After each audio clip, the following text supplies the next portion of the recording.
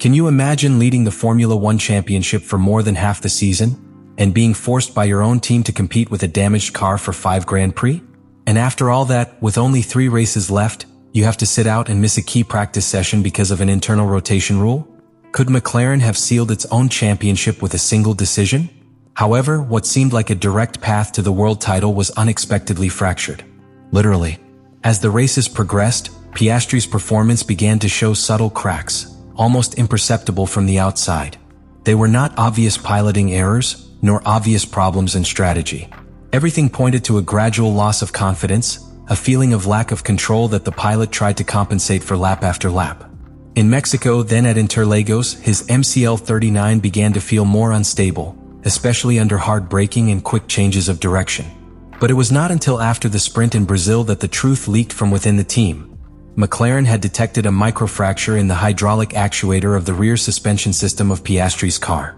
Critical to the stability and responsiveness of the rear axle, this component operates under extremely high and constant pressure. Its malfunction, even in minimal periods of time, transforms the pilot's experience completely. What is imperceptible to the viewer is a sensory catastrophe for a Formula One driver. Milliseconds of delay in the suspension response generate an imbalance that results in a car that seems to float in corners, disconnected from the hands that drive it. Piastri felt it from the cabin. The car was no longer an extension of his body. He became an unpredictable adversary. The most shocking thing is that McLaren knew about this problem for at least 5 races. His track engineer, Will Stallard, confirmed it publicly. The hydraulic anomaly was not new, it was documented. The team, still aware of the risk, decided to continue competing without fully resolving the fault. This revelation is more than a technical glitch. It is a clear example of how a leading team can compromise its own driver's fight for the championship by not acting with due urgency. Piastri's performance deteriorated not because of a lack of talent, but because of a silent erosion caused from within.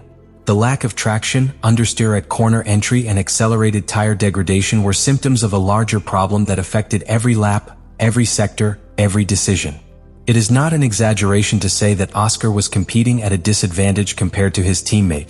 A driver who was leading with authority was slowly pushed towards 4th position in the championship, 24 points behind Lando Norris. His season, which was written to crown him champion, was distorted by a fracture that was not in his talent, but in his car. This is the context with which Piastri enters the last 3 races of the year. A narrative of redemption, of survival, of fighting against one's own team and against a treacherous mechanic. And the most ironic thing of all is that, despite having been betrayed by the technology and management of his team, he will now have to face another obstacle imposed by the regulations, missing a free practice just when he most needs confidence, running, and control. The technical revelation after the Brazilian Grand Prix not only shook the foundations of the championship fight, it also publicly exposed a structural crack in McLaren's management model.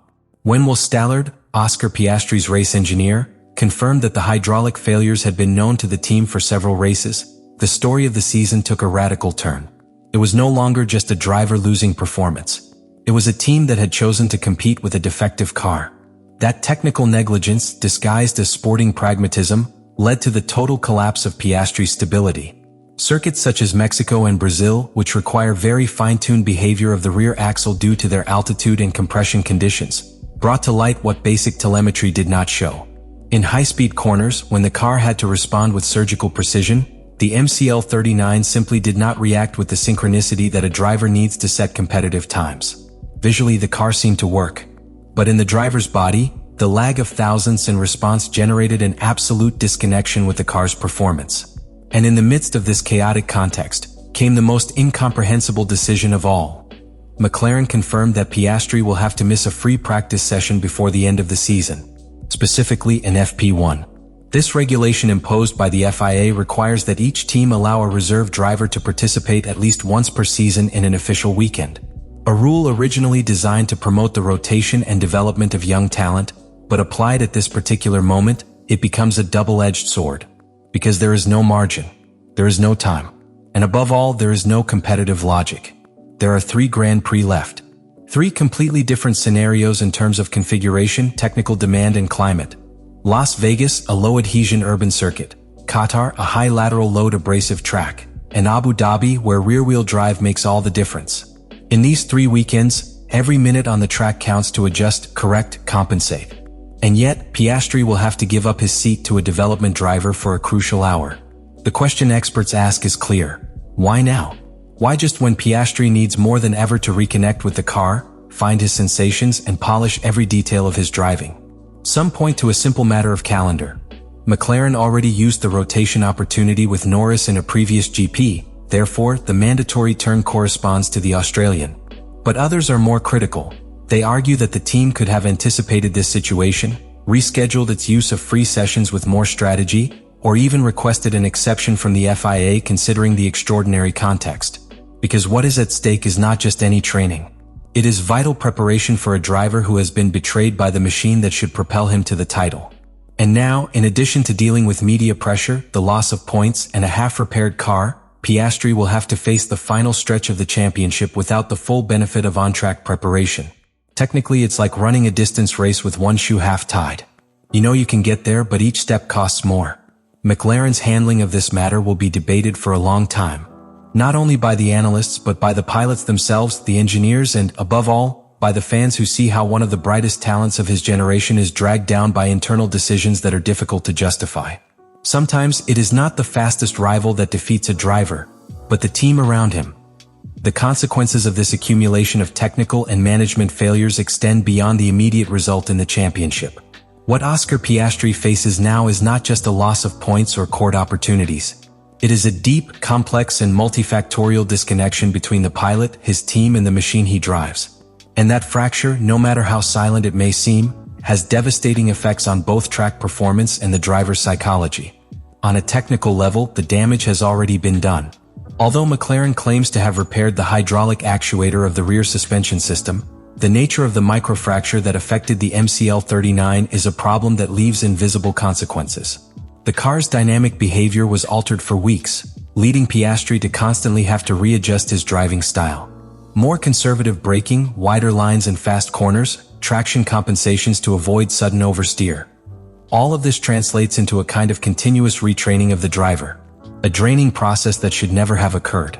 Because in modern Formula One, where every millisecond can change the order of a grid, confidence in the car is not a luxury. It is an absolute necessity. And that trust has been compromised.